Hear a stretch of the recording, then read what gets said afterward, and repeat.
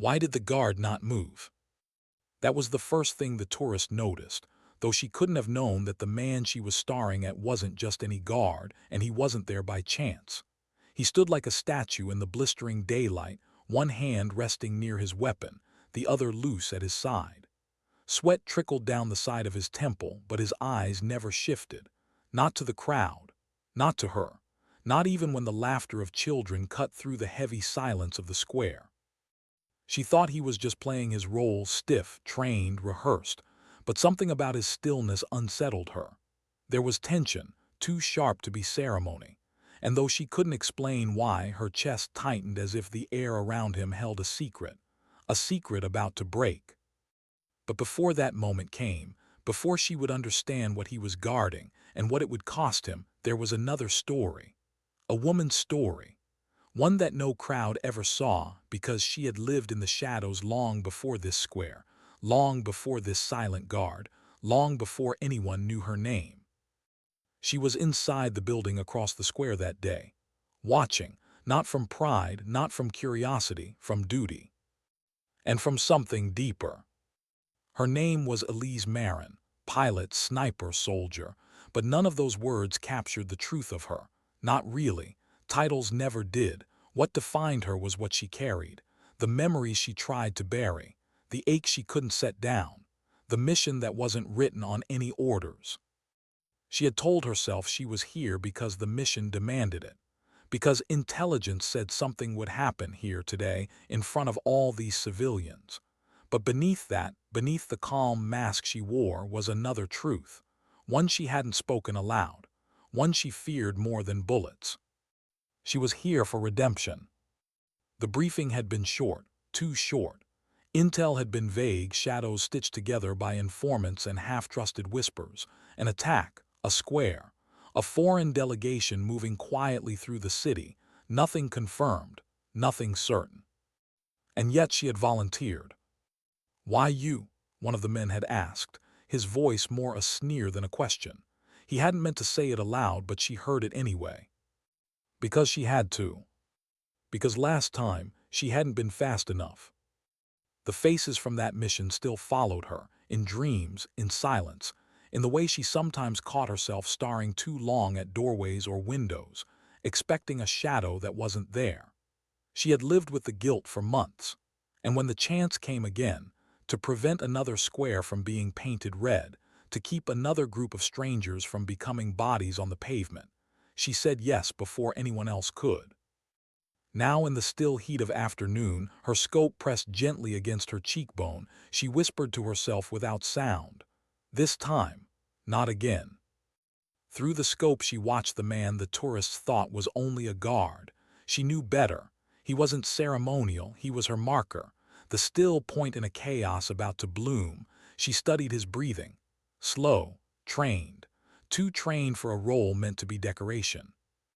She had asked once why him, why not her on the ground, why always from above, always hidden. The answer came back the same as always, because you're precise. Precise, as if precision could erase guilt, as if it could fill the hollow spaces where laughter used to live. She shifted slightly, adjusting the scope, scanning the crowd. A child dropped an ice cream. A mother bent to pick it up. A man lifted a phone too casually, snapping pictures. Elise felt her pulse tick. She couldn't explain why that one gesture, a phone raised, cut deeper into her nerves than the others, but she marked it, logged it, held it in her focus. She forced herself to breathe, long in, slow out. On the radio, voices murmured, too calm, detached, like they weren't standing on the edge of something irreversible. "You see him?" a voice asked. "Yes," her reply was no louder than a breath. "Anything?" "Not yet." The seconds stretched thin. The sun pressed down heavy. The crowd shifted, unaware of the tension stitched into every corner of the square. And Elise thought, this is the worst part. Not the firefight, not the scream, not the moment of recoil. No, the worst part was before, the silence, the waiting, the second-guessing, the endless loop of questions that cut deeper than shrapnel. Am I ready? Will I know when it comes?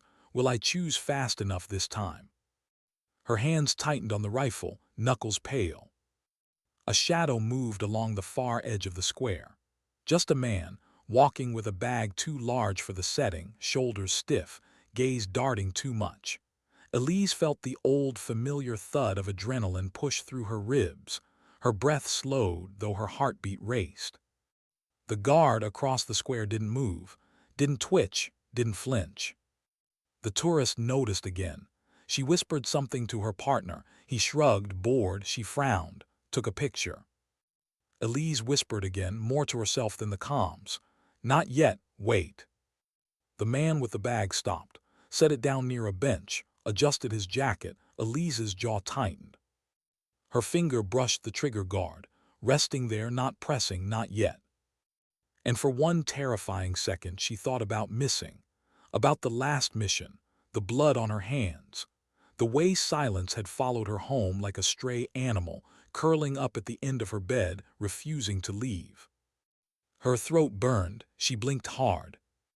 On the radio, another voice cut in, urgent. "Do you see it? Elise, talk to me."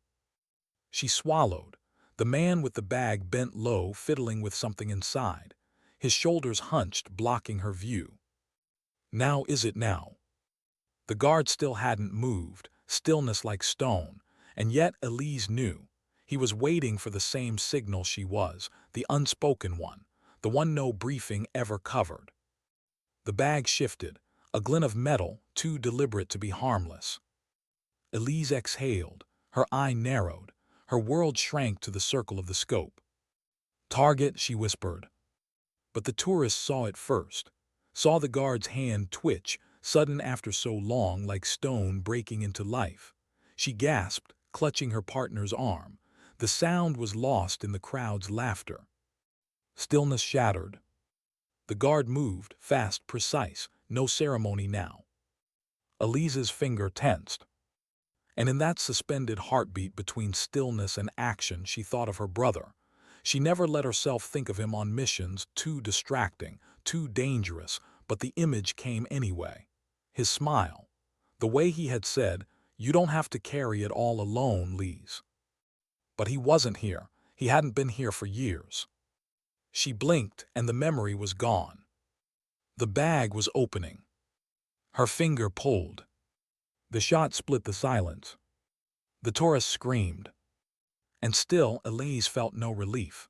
Only the echo, the way it filled her bones like a ghost refusing to leave. The man with the bag collapsed, body twitching once, then still. The crowd scattered, panic breaking open like a dam. But Elise did lower the rifle. Not yet. Because something told her this wasn't the end. It was only the first shadow. Why did she hesitate, lowering the rifle? The man was down. The bag lay open, contents scattered, harmless now in the chaos of screams and running feet. Yet Elise stayed locked behind her scope, her cheek pressed firm against the stock, her breath shallow. Because something didn't add up. The device inside the bag, wires, a crude timer, fragments of steel meant to shred through skin and bone. It was ugly but simple. Too simple. The kind of bomb you plant to draw eyes, to distract. Elise felt the old instinct, the one her instructors used to say was worth more than any weapon. The gut, the whisper in the blood, and it told her this is not it. On the radio, static flared, voices overlapped. Crowd is scattering. Civilian injured, confirmed detonation device. "Elise, you still have eyes." Her voice stayed low, flat, not clear yet. She scanned the edges of the square, scope moving like a slow heartbeat. Shadows shifted, people screamed. A child tripped. A father pulled him up, eyes wild with fear. The chaos churned, but Elise searched past it, through it. And then she saw him. Not the guard, someone else. A figure too calm for the storm, walking deliberately against the current of fleeing civilians. Head down, shoulders squared. His hand brushed his jacket once, twice, as if checking something hidden beneath. Elise's breath caught, there. But before she could mark him, before she could whisper the word into the comms, another sound broke through. A single shot, not hers. The guard. The still man who had finally moved. Now he was moving with lethal certainty, weapon raised, eyes locked on the same figure Elise had seen. The shot cracked through the square. The figure staggered, stumbled, then bolted into the crowd, not down, not dead. Elise, do you copy? She blinked hard, tracking the runner through the shifting bodies.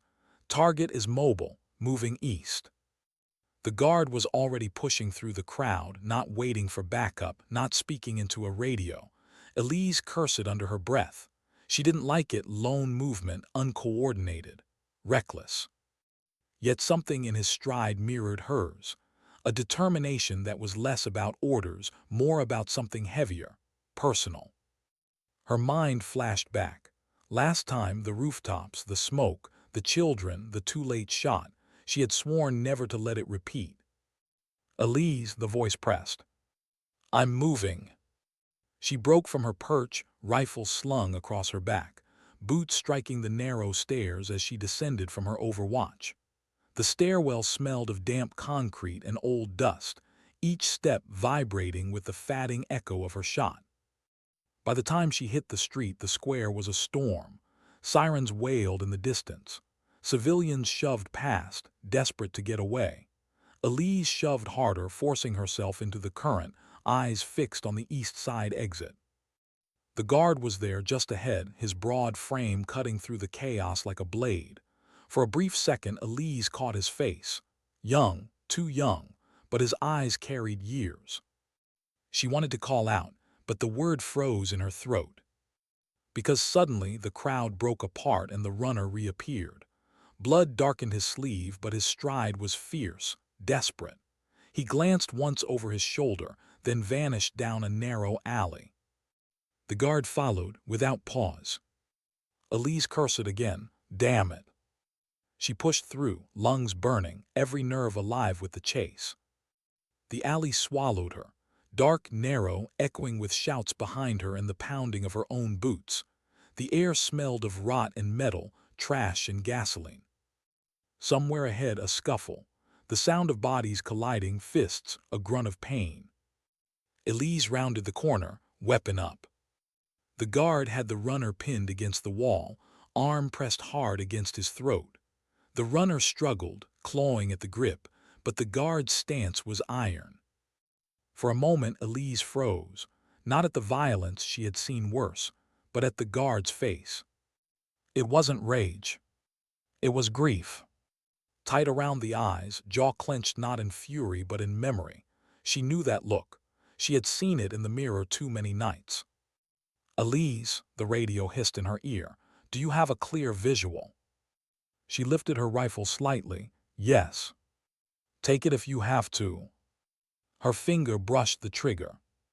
But she hesitated, because something was wrong again. The runner wasn't fighting like a man trying to escape. He was reaching, not for a weapon, not for the guard's arm, but lower, toward his jacket. Elise saw it, the bulged wires of vest. Her stomach turned cold. Wait, she shouted. But the runner's hand was already pulling, fingers clawing for the detonator strapped to his chest. The guard saw it too. Time slowed. Elise's rifle snapped up. But the guard acted first. He slammed the runner's wrist against the wall, bone cracking under the impact. The detonator clattered to the ground, skidding across the filthy concrete. Elise's shot followed a heartbeat later, clean, precise, straight through the runner's chest. The body sagged. The alley went still. Only the sound of both their breathing remained, harsh, ragged, human. Elise lowered the rifle slowly, chest heaving. Her hands trembled just slightly, just enough for her to notice. She flexed her fingers as if to will the shake away. The guard dropped the body. It hit the ground with a dull thud. He leaned back against the wall, his weapon dangling loose in his hand. His chest rose and fell in heavy bursts. Elise studied him, not through a scope now but face to face. "Who are you?" she asked. His eyes flicked to hers, and for the first time she saw more than the stillness. She saw exhaustion, shadows, and something like hers, something broken. He didn't answer, just looked at her for a long, weighted second, then bent to pick up the detonator. His hand lingered on it too long, knuckles white, jaw tight. "Elise, report," the radio pressed again. She exhaled, her throat felt tight. "Threat neutralized." The words came out steady, too steady, they didn't carry the truth. Because the threat wasn't neutralized, not really. It never was. Not when shadows like this lived in alleys, in markets, in quiet squares where children laughed and tourists pointed cameras. Not when the people who fought them carried ghosts heavier than their rifles. The guard pocketed the detonator, his movements slow, deliberate. Elise wanted to ask again. To know who he was, why he fought alone, why his grief looked so much like hers. But before she could speak, sirens flared close, lights flashing at the far end of the alley. The guard straightened. His face hardened again, mask sliding back into place. And without a word, he walked past her, out into the chaos, leaving her with the corpse, the detonator, and the echo of silence. Elise stood there, rifle hanging heavy against her chest. She wanted to follow, to demand answers, to not let him vanish. But her knees shook, her chest burned, and the weight of her own silence kept her still. For a long moment she stayed that way, alone in the alley with the dead. And in the distance, the square kept screaming. Why did she let him walk away? That question burned louder than the sirens, louder than the shouts of security forces storming the square, louder even than the pulse in her ears. Elise replayed it over and over, the way the guard slipped past her without a word, vanishing into the chaos. She should have followed, should have stopped him, should have asked why. But she didn't. Instead, she stood frozen in the alley, rifle slack against her chest, until the flood of boots and uniforms poured in. "Hands where we can see them." Elise didn't flinch. She raised her palms slowly, letting them sweep past. Their rifles stayed trained, fingers tense, eyes wide with leftover fear. She read it in them easily. None of them had been here when the shooting started. None of them had seen the stillness, the suddenness, the weight of what almost happened. They were arriving late, always late. She gave her name, her clearance, her code. The words tasted bitter. She wasn't sure if she believed in them anymore. By the time they checked, by the time they confirmed, by the time the body was covered and the detonator bagged, the guard was gone. And that, Elise realized, was the first time in months she felt something sharper than guilt. It was frustration, a hunger. Because for once she wasn't alone in her ghosts. Someone else had carried them too, and she had let him disappear. The debrief lasted hours. Sterile walls, blinding fluorescence, the hum of air conditioning too cold against her skin. The officers across the table spoke in clipped tones, questions stacked like bullets. When did you first observe the subject? Why fire before visual confirmation from ground? Why pursue without orders? Elise sat still, answered what she had to, cut out what she didn't. She let them scribble notes, exchange glances, judge. But inside, she was far from the room. She was back in the square, watching stillness turn to action, watching a grief she recognized flicker across another face. She had learned long ago that the military didn't care for ghosts. Missions were clean on paper. Words like success and neutralized left no space for the blood that clung long after the guns went quiet. So she gave them what they wanted: a report, numbers, sequences, the official truth. But she kept the real truth buried: the guard, the detonator in his pocket, the way his silence echoed louder than any explosion. When they finally released her, dawn was breaking. The city outside was washed pale in morning light. Broken glass still glinted in the square. Tourists were gone. The only ones left were workers sweeping, scrubbing away blood, as if erasing the stain erased the memory. Elise pulled her jacket tighter, walking fast, away from the square, away from the questions, away from the cold room that pretended answers could fix anything.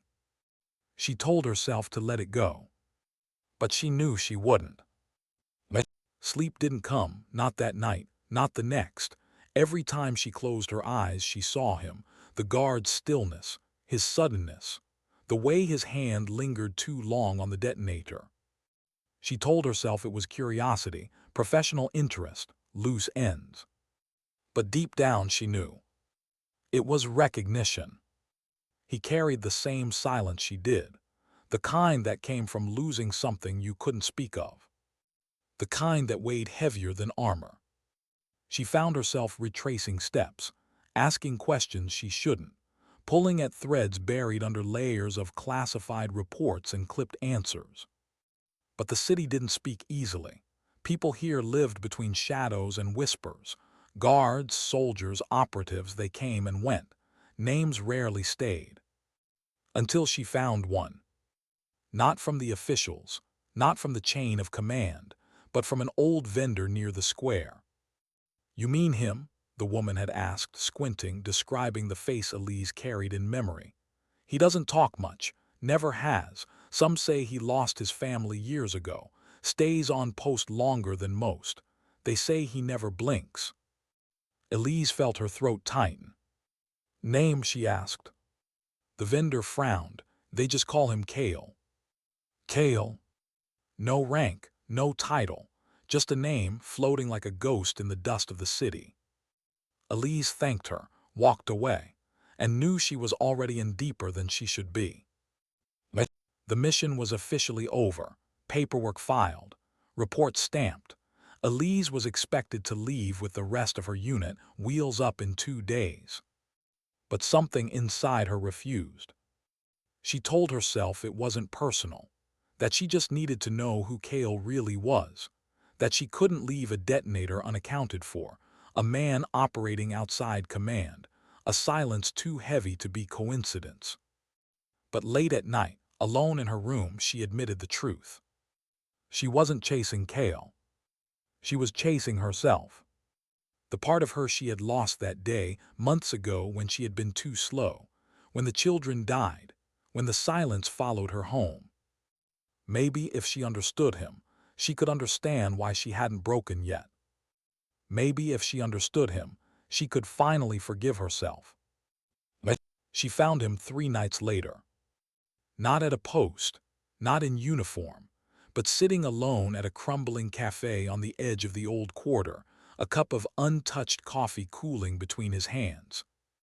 He didn't look surprised when she slid into the chair across from him, didn't reach for a weapon, didn't even lift his eyes right away. "You shouldn't be here," he said quietly. His voice was low, rough, like stone dragged over stone. "Neither should you," she replied. His mouth twitched, not quite a smile, not quite not. Silence stretched between them, not empty but heavy, full of things neither had words for. Finally, Elise leaned forward. "Why did you keep it?" His eyes flicked up, dark, tired, old. "Keep what?" "The detonator." For the first time, his jaw tightened. His fingers curled slightly around the cup. Elise watched carefully. "You didn't hand it over, I saw." A long pause. Then softly, "Because reminders matter." Elise blinked. "Reminders?" He nodded once, slow. "Of what's real, of what they take, of what we can't forget no matter how much they scrub the blood off the square." His words struck deeper than she wanted them to, because she knew. She carried her own reminders. They just weren't made of wires and plastic. She swallowed hard. "Who did you lose?"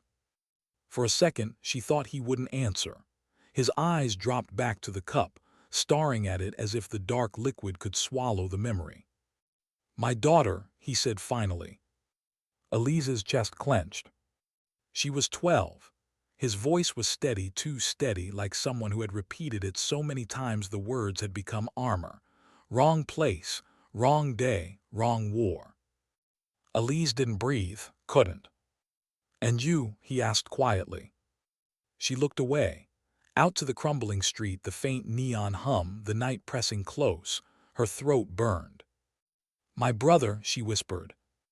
The word felt raw. She hadn't spoken it aloud in years. Cale didn't nod, didn't speak. He just let the silence hold it, let it exist between them without judgment. And for the first time since that day, Elise felt the weight shift. Not lifted, not gone, but shared. When she finally left the cafe, the streets were empty. The city hummed low, restless, scarred.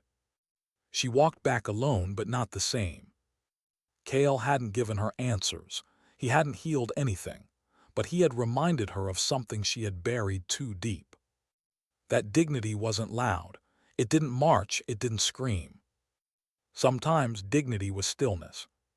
Sometimes it was the act of simply surviving, even when everything else was taken.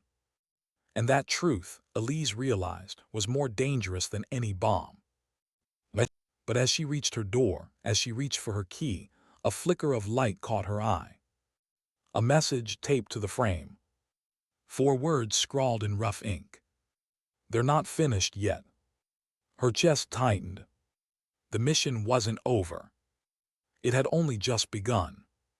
Why would someone leave a warning for her? That question sat heavier than her rifle ever did. Elise stared at the note taped to her door, "They're not finished yet," and felt the prickle at the back of her neck, the instinct that told her she wasn't standing in the quiet of night alone.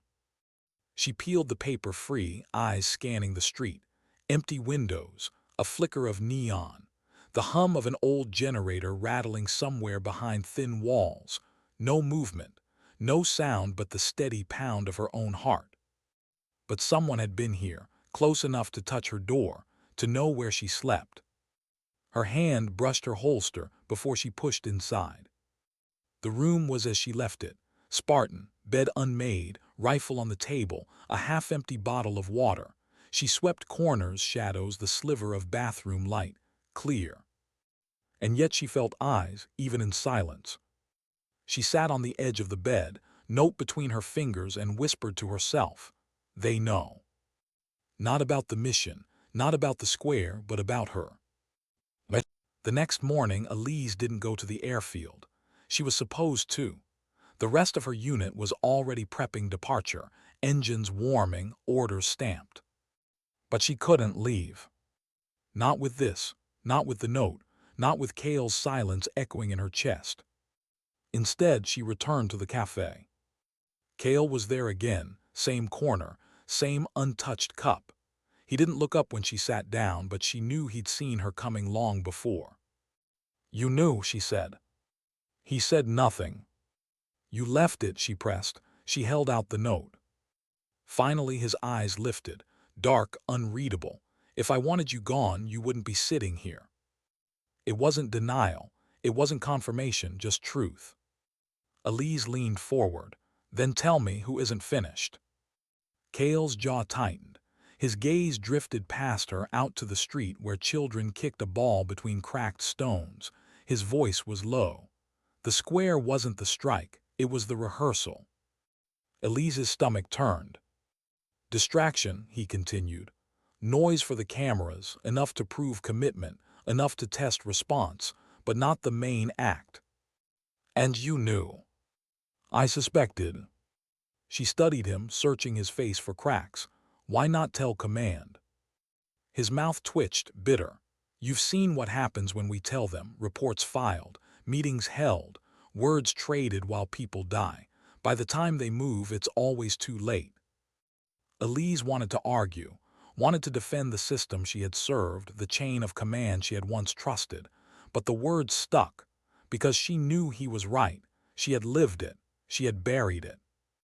Her voice dropped. "So what's the main act?" Cale's eyes met hers, steady, heavy. "The delegation." Elise froze. She had heard whispers, rumors that a cluster of envoys would arrive quietly without ceremony to broker something fragile. Nothing public, nothing official, but fragile things always drew fire. "When?" she asked. "Soon." "How soon?" Cale didn't answer. Because he didn't know. Or because he knew too well. The days that followed blurred. Elise should have been gone. Instead, she stayed in shadows. moving with Kale not as allies, not as partners, but as two people bound by the same silence. They walked markets, sat in corners, listened to whispers buried in ordinary noise. She noticed things she wouldn't have before, the way Kale's eyes never stopped scanning, even when he seemed still. The way his right hand brushed his side every few minutes, like checking for something that wasn't there. The way he touched nothing with his left, as if it carried memory heavier than weight. She wanted to ask, but didn't. He wanted to ask her too. She felt it in the way his gaze lingered sometimes, not on her weapon, but on her silence. Instead, they shared fragments, half-words. "Why did you join?" she asked one night, as they sat overlooking the square, now clean, now buzzing again with laughter and light. Kale's jaw shifted, because someone has to stand where others fall. "And you?" he asked in return. Elise stared at the cobblestones, "Because I didn't want to feel helpless again." Their words floated into the night, not complete, not whole, but enough. The breakthrough came from a boy.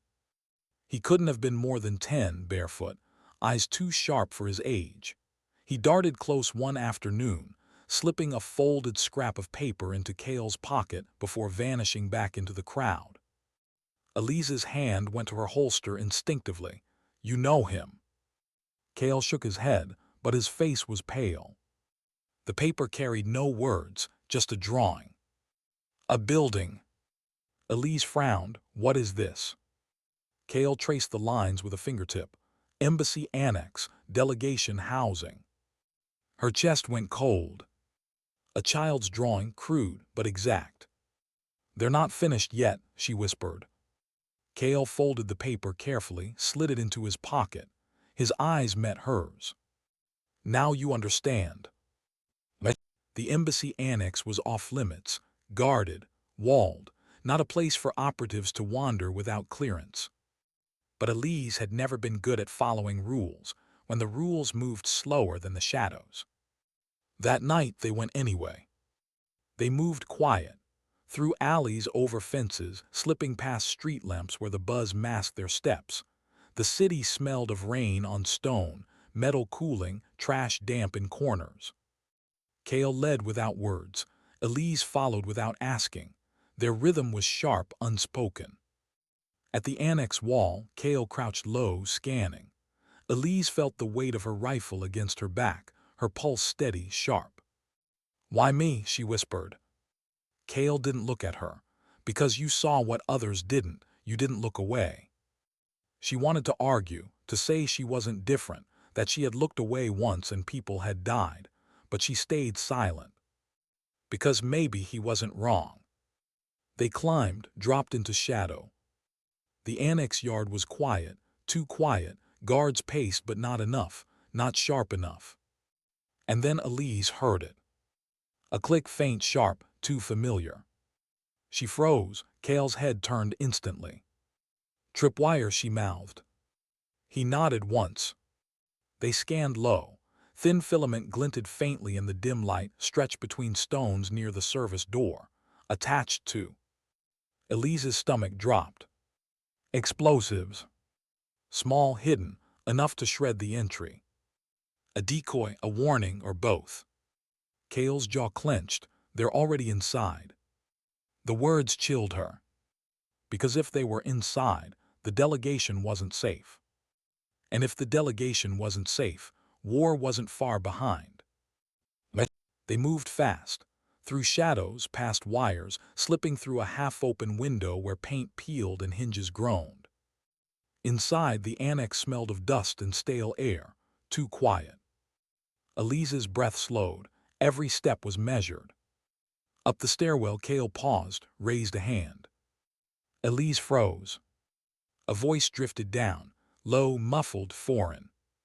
Not English, not local, something else. Kale's eyes narrowed. He mouthed one word. "North." Elise's pulse hammered.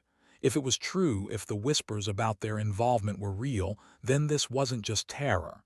It was state. And that meant the square had been only the opening act of something far darker. The voices above shifted, Boots scraped, a door creaked.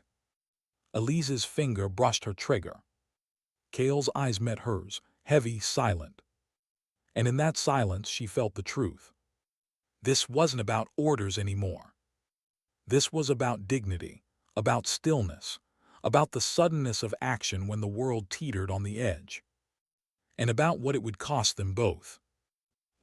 They climbed the last steps, and the door at the top slammed open. Light burst, shadows moved, and the fight began. The door flew open with a crash that rattled the stairwell. Light spilled over them, harsh, blinding. Shadows lunged from the frame.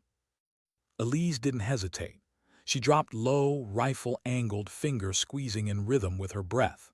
The crack of suppressed fire filled the narrow space, short bursts that echoed sharp against stone. One figure fell, crumpling against the rail.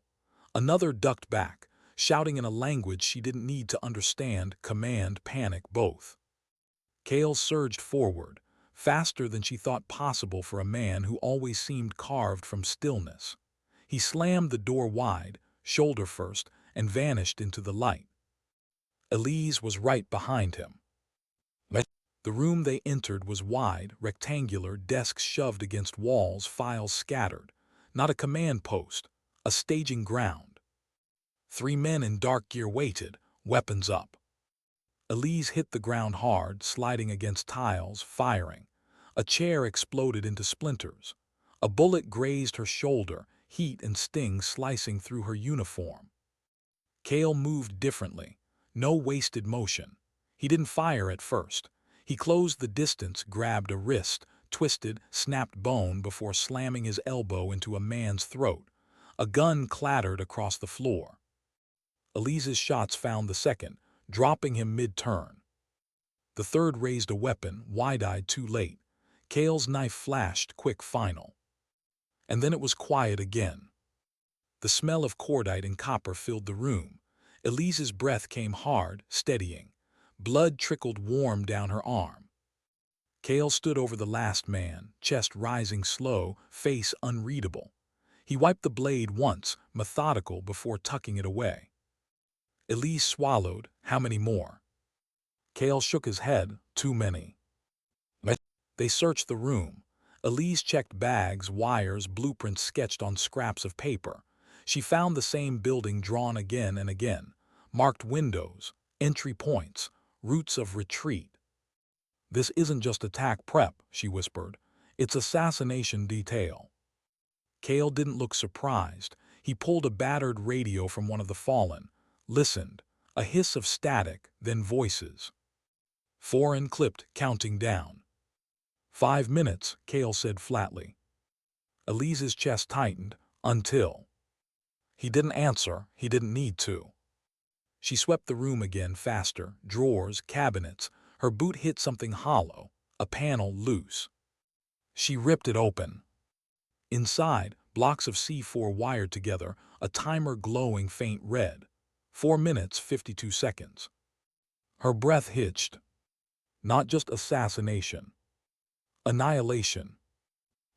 Kale crouched, eyes scanning the wiring. Elise's pulse thundered in her ears. She had disarmed bombs before. But this one, the precision, the redundancies, the way every wire seemed to coil into another like veins, this wasn't amateur work. 3 charges at least, Kale murmured. Chain reaction, if one blows, all go. Can you stop it? Elise asked. Kale didn't answer. He just studied it, silent, calculating. Elise's throat went dry. Kale. His eyes flicked to hers.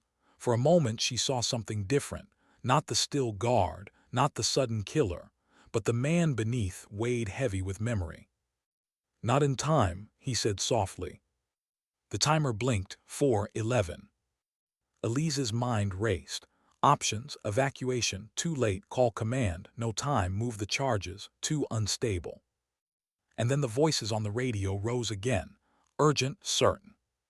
They're close, Kale muttered, setting perimeter. Elise looked at the device, then at Kale. Her voice was steady. Then we don't stop it here. He frowned. We move it, she pressed. Not far, just enough to take the blast away from the annex. Cale's eyes narrowed. Suicide. Not if we're fast. The timer blinked. 3:42. They had no choice. Together they ripped the explosives from the panel. Heavy, too heavy. Cale carried most, his shoulders taut, jaw clenched, every movement precise. Elise shouldered the rest, ignoring the sting in her arm. They moved fast back down the stairwell, shadows thick around them. Voices echoed nearby. Footsteps. The enemy wasn't gone. At the landing, 3 figures appeared, weapons raised. Cale didn't break stride. He shifted the charges to one arm, drew his sidearm with the other, and fired in 2 perfect bursts. 2 men fell. Elise dropped the third with a controlled shot. The timer blinked. 2:56. Move, Elise shouted.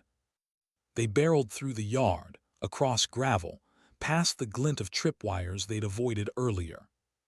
Cale's breath was steady even now. Elise's burned raw. Every step felt too slow, every second too loud. At the far wall, Cale shoved the charges upward, heaving them onto the ledge before pulling himself up. Elise followed, muscles screaming. They dropped to the alley beyond. The timer blinked. 2:13. Elise spun. Where? Cale's eyes swept the street. Then he pointed an empty freight truck, rusted, abandoned by the corner.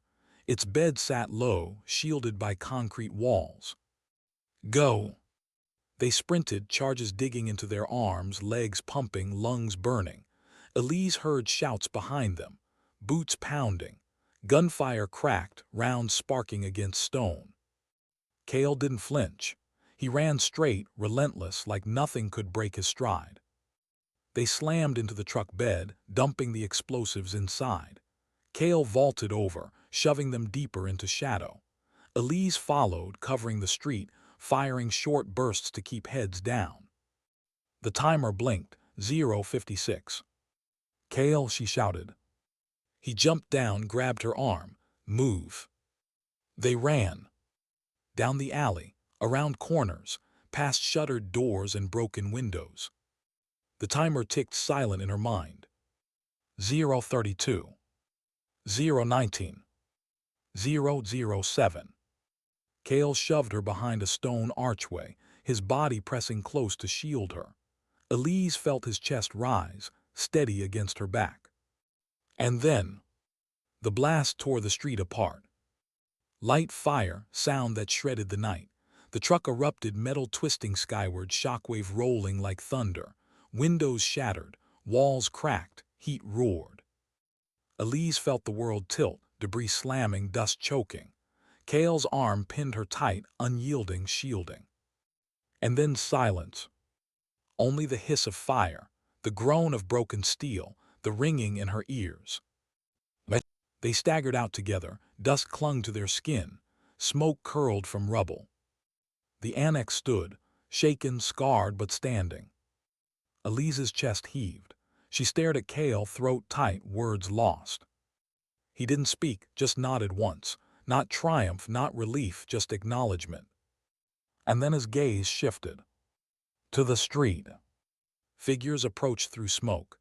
Enemy armed, faces hard, more than before, too many. Elise raised her rifle, teeth gritted. We can't hold them. Cale didn't move. His eyes tracked the crowd, calculating. And then he said something she didn't expect. Not tonight. She glanced at him. What? He looked at her steady. Tonight was rehearsal too. Elise froze. Her blood went cold. Because the truck, the charges, the blast, it hadn't been everything. It had only been the warning shot. The real strike was still coming. And this time, they might not be fast enough. The smoke hadn't even cleared when Elise realized her hands were shaking. Not from fear, from fury. She had almost died dragging those explosives into the truck, almost burned alive in Cale's shadow. And for what? A rehearsal, a test. Her voice was low, clipped. Rehearsal for what? Cale's eyes never left the figures emerging through the haze. They moved like a tide, rifles catching faint firelight, boots crunching on glass. Calm, certain, as if they had already won. He didn't answer her question. He just lifted his weapon. The first shot cracked sharp. The nearest enemy fell, body twisting into rubble. Elise snapped her rifle up, following his lead. Her shots rang out, tight bursts, 1, 2, 3.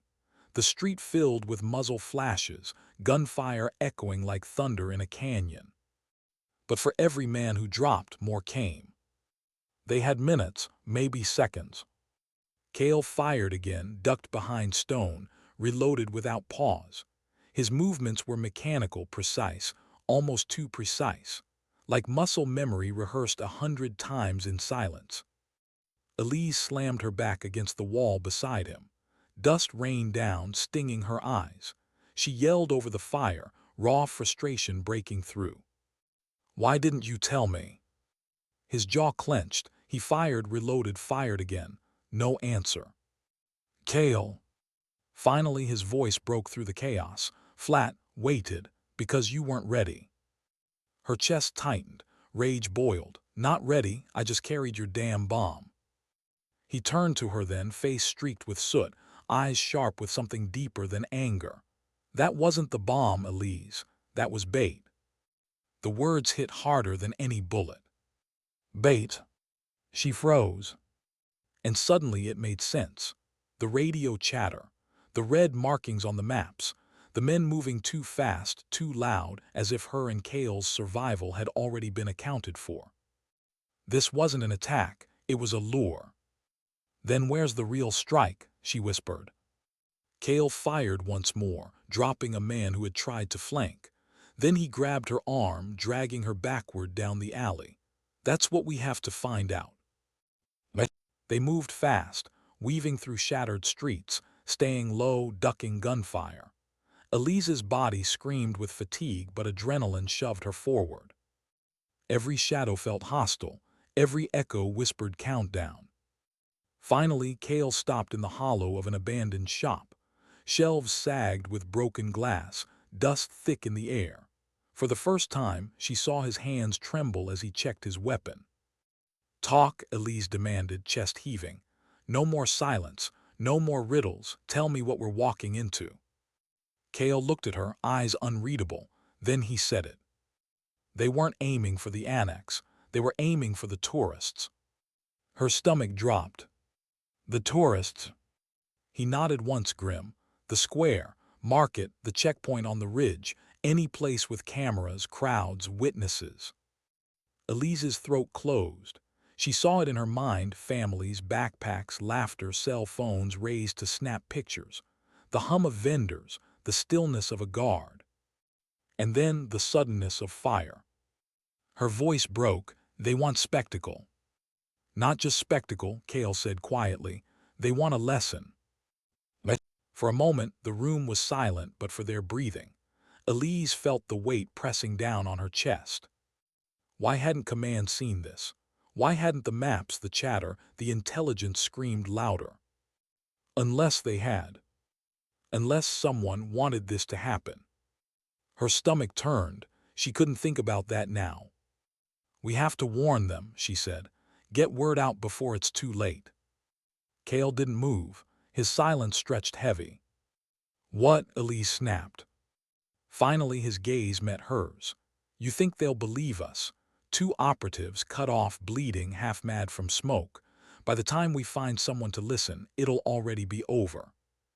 Elise shook her head, refusing it. "Then what's the plan?" His answer was so simple it chilled her. "We stop it ourselves." They left the shop, hugging shadows, cutting through alleys. The city felt alive now, every window an eye, every rooftop a threat. Elise's thoughts churned. She thought of the tourists she had passed earlier that day, the woman snapping a picture of her daughter beside the old stone fountain, the backpackers arguing over a map, the old man on a bench feeding pigeons as if war didn't exist around him. She thought of how invisible she had felt, just another guard in fatigues. And now she was the only barrier between them and chaos. The irony made her want to laugh, or scream. Cale's voice pulled her back. North Square, he said. That's where it happens first. She didn't ask how he knew. His certainty was enough. The square was lit by lanterns strung overhead, swaying in the night breeze. Vendors packed up their carts, calling last prices. Tourists lingered, tired but smiling. Music drifted from somewhere distant, thin, fragile, human. Elise's chest ached just seeing it. So normal, so unaware. She and Cale stopped at the edge, blending into shadow. Elise scanned, eyes darting across every face, every gesture. And then she saw them. Two men at the fountain, jackets too heavy for the weather, hands never far from their bags, their stillness too sharp. Her blood ran cold. Cale followed her gaze. Yes. Elise gripped her rifle. We take them now. Cale's hand shot out, stopping her. Not yet. What do you mean, not yet? His eyes never left the men. Because they're not the trigger, they're the distraction. Elise's heart thudded. She turned, scanning again. Higher this time, rooftops, windows. And there the glint. A lens. Not a camera, a scope. She whispered it before she even realized. Sniper. Cale's jaw tightened, and not just one. Her eyes adjusted.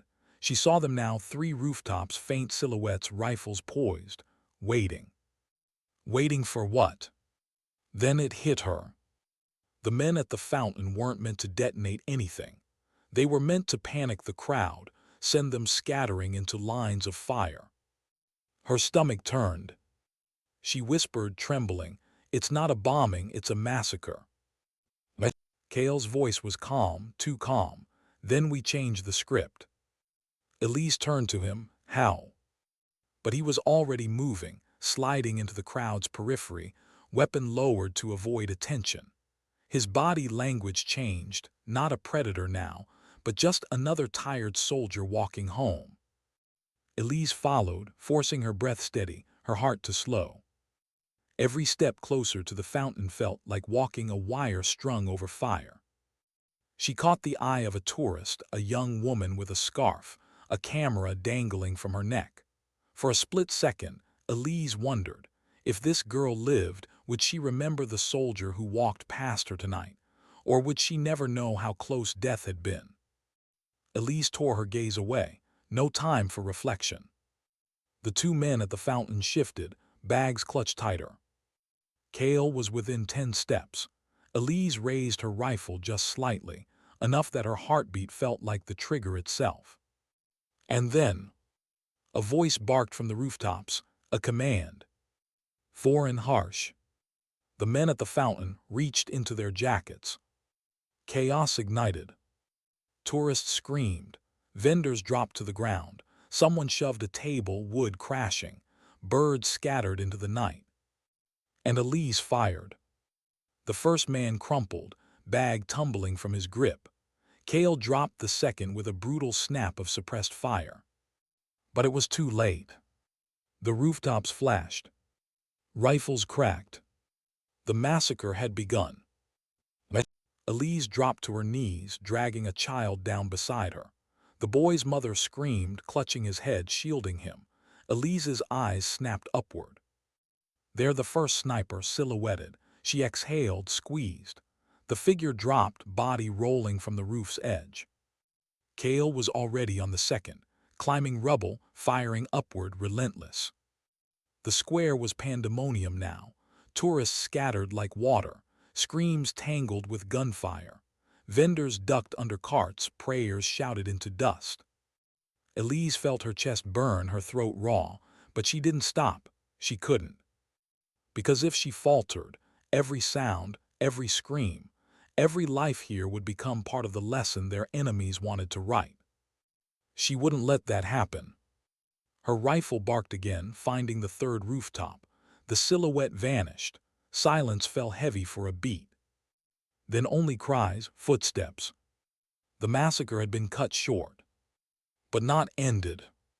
Because Elise knew the snipers weren't alone. And Cale knew it too. His voice cut through the night, low but certain. They'll come again, harder, smarter. Elise's hands trembled around her rifle. She swallowed, whispering to herself, then so will we. The square was littered with silence that didn't feel like silence at all.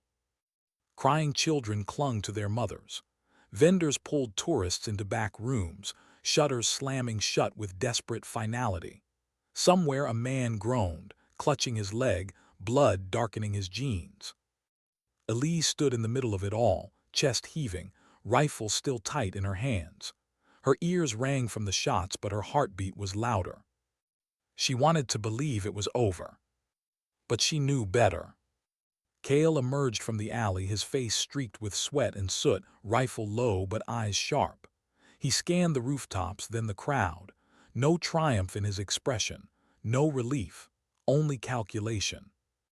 Elise spoke first, voice raw. We stopped them. Cale shook his head. No, we delayed them. The words landed heavy. A boy tugged on Elise's sleeve, no older than 7, trembling, eyes wide. His voice cracked. Are they coming back? Elise's throat tightened. She crouched, forcing a smile that felt like glass cutting from the inside. Not while I'm here. The boy nodded once, then ran back to his mother. Elise rose, heart breaking in ways combat never prepared her for. She wasn't protecting soldiers now. She wasn't covering flanks, securing ground, following orders. She was standing between innocence and annihilation. And it terrified her. Cale guided her away from the crowd, down a side street where smoke still drifted from the truck blast. Listen to me, he said, voice clipped. This wasn't their end game, this was pressure, distraction. Elise turned sharply. For what? He stopped walking, met her eyes, the airfield. Her stomach dropped. The airfield. The one hub still open, still funneling tourists and aid out of the region. If the square was meant to terrify, the airfield was meant to cripple. Elise's pulse hammered. You're sure? Cale's silence was answer enough. They moved fast, cutting through alleys, past burnt-out vehicles, through the remnants of lives abandoned in a hurry. Elise's legs burned, her wounded shoulder ached, but she pressed forward. As they ran, fragments of Cale's story began to surface in her mind. The way he moved without pause, the weight behind his silences, the way he had always seemed half prepared for this moment. She caught him glancing at her once, jaw tight, as though fighting something back. Finally, she couldn't hold it. Why you? She asked. Why do you always seem to know? The radio, the targets, the timing, this isn't guessing. You've seen this before. Cale didn't slow. Cale. He exhaled hard, as if the truth itself cost him. Because I trained them. Elise nearly stopped in her tracks. What? He didn't look at her. Years ago, different name, different flag, before I realized what they'd become. Her chest tightened. She stared at him, searching for anything, guilt, shame, justification. And it was all there. All at once she understood his stillness, his suddenness, his silence. He wasn't just fighting them, he was undoing himself. Elise's voice broke. So this isn't my mission, it's yours. Cale's eyes finally met hers, and for the first time she saw regret so deep it almost drowned him. Yes. They reached the ridge, overlooking the airfield just as the night cracked open. Spotlights swept across runways. Civilians crowded at the gates, bags clutched tight, faces pale with desperation. Helicopters churned the sky, dust storms rising in their wake. And beyond the wire, shadows moved. Dozens, maybe more. Too many. Elise's breath caught. God. Cale crouched, glassing the field through his scope. His voice was low, steady. Mortars, small arms, suicide rigs. They'll hit the crowd first, pin the soldiers second. Panic will do the rest. Elise's hand shook against her rifle. This wasn't a strike team. This was a slaughter force. How do we stop that? She whispered. Cale didn't answer. His jaw tightened, his silence heavier than words. Then finally, we don't. Her chest seized. What? He shifted his scope, eyes narrowing. We redirect it. She grabbed his arm, furious. That's not a plan, that's suicide. He looked at her then, truly looked, as if memorizing her face. Someone has to hold them long enough. Her throat closed, she shook her head violently. No, don't you dare put that on me. Cale's silence said everything he couldn't. Gunfire cracked below. Shouts rose, the attack had begun. Elise's breath came fast, uneven. Her mind screamed to run, to call command, to beg for reinforcements that wouldn't arrive. But her heart knew. There was no one else. This was it. She closed her eyes for one breath, thought of the boy in the square, the woman with the camera, the man feeding pigeons. And then she thought of her father. The man who had raised her on stories of honor, of quiet service, of the cost of standing watch when no one else could. The man who had worn a uniform not for medals, not for applause, but for dignity. He had died with that uniform folded beside his bed, and she had sworn never to carry the weight he carried. And yet here she was, carrying it. Her eyes opened, steady now. She whispered to herself, I won't run. Cale's gaze softened for the first time, as if something in her words pulled at the last thread holding him together. He nodded once, solemn. Then we stand. They moved down the ridge, into the chaos. The first mortar struck, fireball lighting the sky, screams tearing through the night. Soldiers at the gate scrambled to form lines, but the crowd surged, desperate, crushing against wire. Elise and Cale slipped into the shadows at the perimeter, rifles raised. Every shot they fired was precise, surgical, cutting down leaders, slowing momentum. But the tide didn't stop. Gunfire raked the crowd. Civilians fell. Elise's chest ached with every body she couldn't save. She saw a girl trip, her mother yanking her up by the arm, sobbing, dragging her toward the gate. Elise fired over them, dropping the man who had aimed at their backs. The girl's eyes met hers for an instant, wide, terrified, grateful. And then she was gone into the press of bodies. Elise's throat burned. This wasn't war, this was madness. Cale pressed forward, knife flashing, rifle cracking. Every move brutal, efficient, desperate. Elise covered him, breath ragged, hands blistered, shoulders screaming. And still they came. More shadows, more shouts, more gunfire. Until Cale ducked behind cover, blood darkening his sleeve. Elise's stomach dropped. Cale. He waved her off, grimacing. I'm fine. He was. But there was no time. Because through the smoke, Elise saw them, three figures charging forward, vests strapped tight, wires trailing. Her blood froze. Suicide rigs. The gate, the crowd. She fired once, twice, dropped the first. Cale caught the second, round shattering his chest. But the third kept coming. Closer. Closer. Elise's magazine clicked empty. Her hands fumbled for another, too slow. Cale was already moving. She saw it in his eyes before his body moved. Resolve, finality. No, Elise screamed, but it was swallowed by the roar of chaos. Cale surged from cover, sprinting toward the last bomber.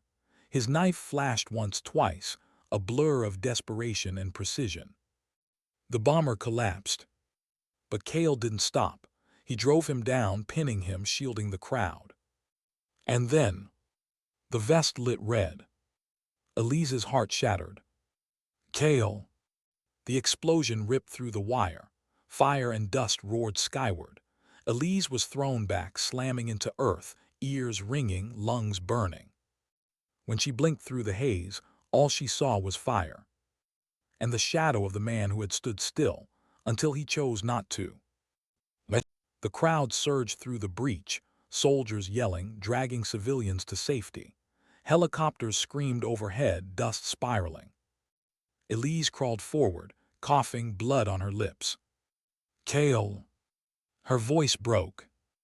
But the blast had consumed him. Only his silence remained. She pressed her forehead to the dirt, tears cutting through ash on her face. And in that silence she understood. Sometimes dignity doesn't speak. It simply acts. The airfield smelled of cordite and smoke. Helicopter rotors beat the night, whipping dust into spirals that clung to blood and tears. Soldiers shouted orders, guiding civilians through the breach Cale had died sealing. Children wailed, mothers clutched them tight, men staggered under the weight of bags and wounds alike. And in the middle of it all, Elise stood motionless. Her rifle hung limp at her side. Her body screamed with bruises, her ears rang with the echo of the explosion. But none of that pierced as deep as the hollow silence where Cale should have been. She couldn't see his face anymore, couldn't even find his body, only fragments of cloth and steel scattered in a charred circle. Her breath hitched. The man who had always stood just behind her, steady, immovable, unreadable, was gone. And the world didn't even pause to notice. The crowd kept moving, the helicopters kept spinning, the night kept burning. Elise's knees threatened to buckle. But a soldier's hand landed on her shoulder. "Ma'am, we need to move." She shook him off, voice breaking. He held them back. The soldier's gaze softened. He didn't ask who. He didn't need to. He just nodded once. And for the first time in hours, Elise realized tears had carved lines through the ash on her face. Hours blurred. The crowd thinned, carried onto transports that roared into the dark. The mortars ceased.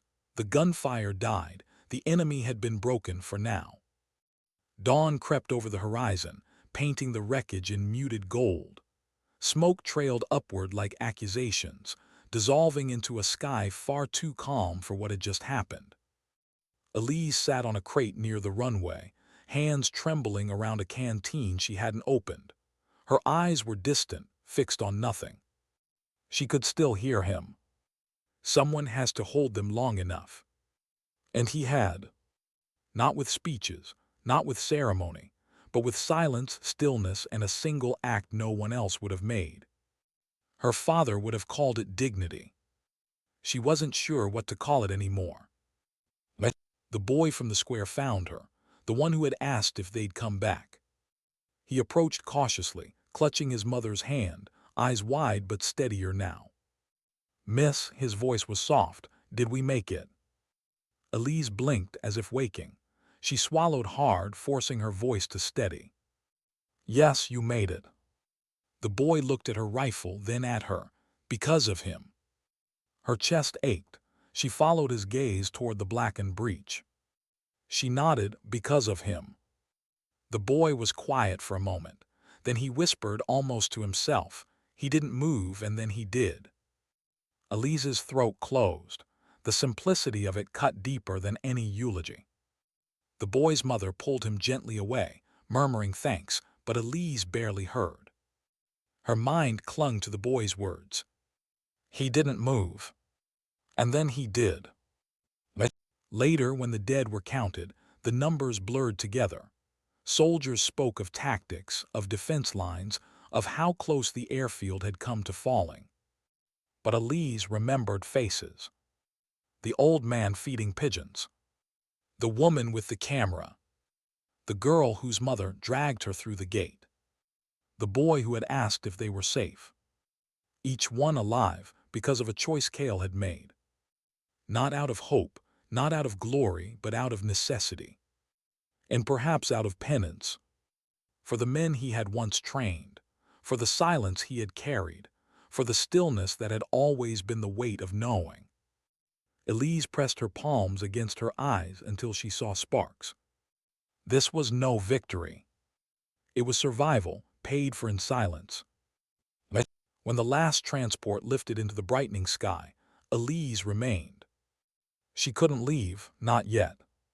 She walked to the breach, boots crunching on shattered earth. The air was heavy with ash and fuel. Her shadow stretched long in the early light, reaching toward the blackened crater. She knelt there.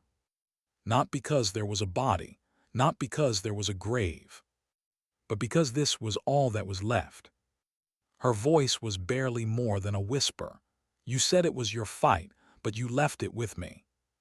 The wind carried the words away. She bowed her head, tears falling freely now. I'll carry it. The sun rose full and unflinching. The airfield came alive again with the business of war, repairs, reports, reorganizing. Engines roared, radios crackled, boots marched. But Elise stayed at the edge of the breach until the light grew harsh. She replayed it all in her mind, the square, the crowd, the ridge, the explosion. And always Cale, the man whose stillness had unnerved her, whose sudden action had saved them, whose silence had spoken louder than any command. Her father had once told her, some men carry dignity not in their words but in their choices. You'll know them when you see them. Now she understood, and it broke her.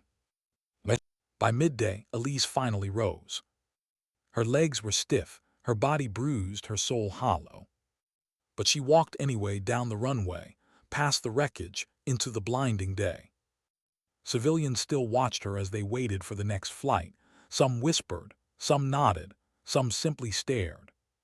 To them she was just another soldier, another weapon in the chaos. But one boy's eyes lingered on her longer than the rest. And she knew he would remember. Not her, but the man who hadn't moved. Until he did. As the transport doors closed and the engine screamed, Elise looked out over the burning horizon one last time. She whispered into the roar, what shocked them more, Cale, your stillness or your action? The answer would never come. But maybe that was the point. The silence spoke louder than anything else could. The story did not end with parades or medals. No anthem played, no flag rose high. It ended with smoke dissipating into the morning sky, and a single soldier sitting alone, carrying the weight of another's silence. Because sometimes dignity is not remembered in words. It is remembered in the breathless space between stillness and action. And in the silence that follows,